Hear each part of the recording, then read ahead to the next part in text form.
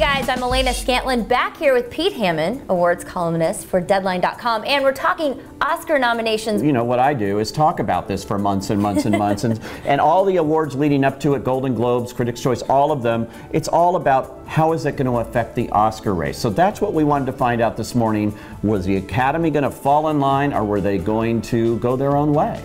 Well, let's start with the question everyone always wants to know. What were the biggest surprises this morning? The Tree of Life has not shown up in any of the other awards since it won in Cannes in May. Extremely Loud and Incredibly Close is another movie that had basically been written off. And both of those got Best Picture nominations. And War Horse, which in recent weeks, a lot of the pundits like me were saying that probably wouldn't get in either because it wasn't getting a lot of love from the Hollywood Guilds.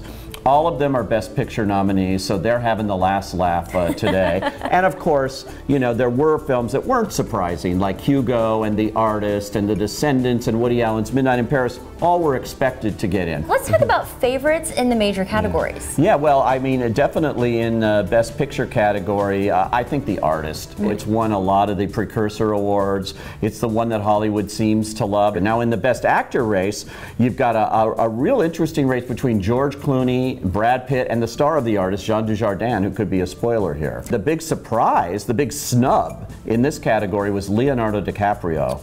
Did not get in for J. Edgar. Yeah, under all those pounds of makeup, I guess they somehow lost what he was doing because he didn't get nominated. Tell us about Best Actress. Yes, well, I think that, you know, the Best Actress race is the most interesting category because you really have a knockdown, drag-out fight that's going to happen this year. Meryl Streep playing Margaret Thatcher in The Iron Lady versus Michelle Williams, who I think is absolutely brilliant as Marilyn Monroe in My Week with Marilyn, versus Viola Davis, who won the Critics' Choice Award and is a big favorite of a lot of people in The Help. You've got those three, and then you've got Glenn Close, who's coming back for the first time since 1988 with a Best Actress nomination. Plays a man. And plays a man. And you know, people love it when you play something you're not in the Academy. Now, I read your column. You talk a lot about supporting actors. Something about 82-year-old versus 82-year-old? This is Christopher Plummer in Beginners and Max von Sydow in Extremely Loud and Incredibly Close. They are both 82 years old now, among the oldest acting nominees in Academy history. And surprisingly, neither one of them had ever been nominated. They've only had one nomination previously in their career. And they're just wonderful, loved,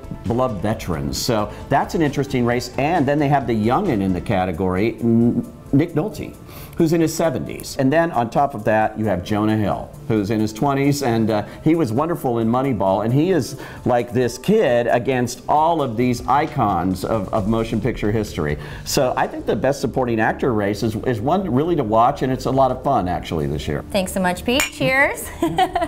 This is Pete Hammond, awards columnist extraordinaire for Deadline.com. To read all of Pete's columns and for all your awards coverage, check out Deadline.com. I'm Elena Scantlin, and as always, subscribe to ENTV for all your entertainment news first.